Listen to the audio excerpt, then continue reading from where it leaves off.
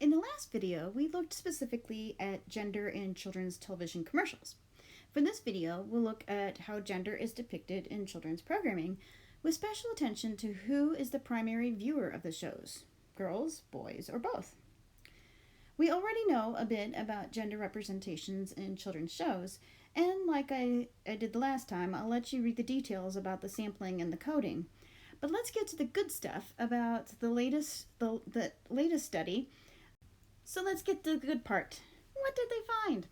Surprise! There were significantly more male characters than there were female characters. Moreover, Cartoon Network had more male characters than Nickelodeon and Disney Channel.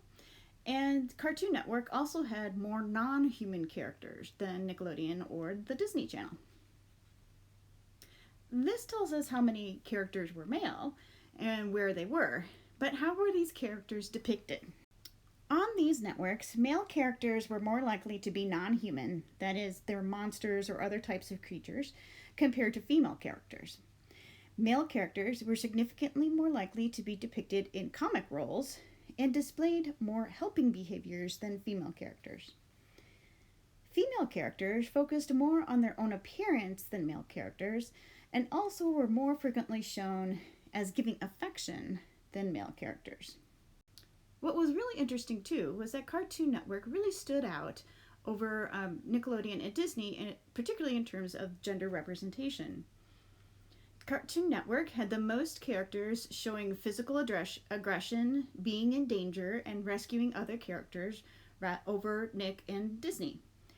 As a result, Cartoon Network characters displayed more masculine behaviors than the other two networks. This has implications for the viewer audience and for the effect of the shows. Research suggests that males avoid viewing programs with which they perceived to have too many female characters, and other evidence finds that boys will watch some programming with female characters as long as they don't behave too stereotypically female.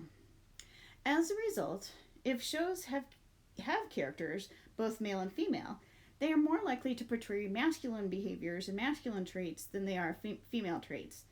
And the show, therefore, is more likely to be watched by male viewers. And there's some implications to that.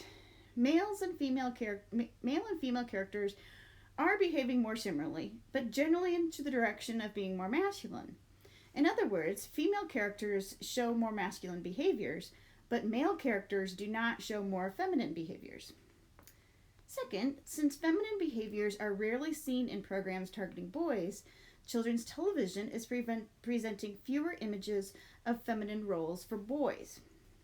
And third, what about gender atypical children, particularly gender atypical boys?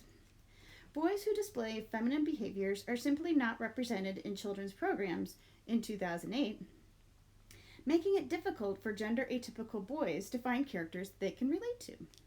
As mentioned before, seeing examples of people in different groups provides a source of information about values, social standing, and social identity for the viewer. This is particularly valuable to youth and children. So hopefully this will give you some more ideas to consider as you ponder the effects of gender depiction in the media.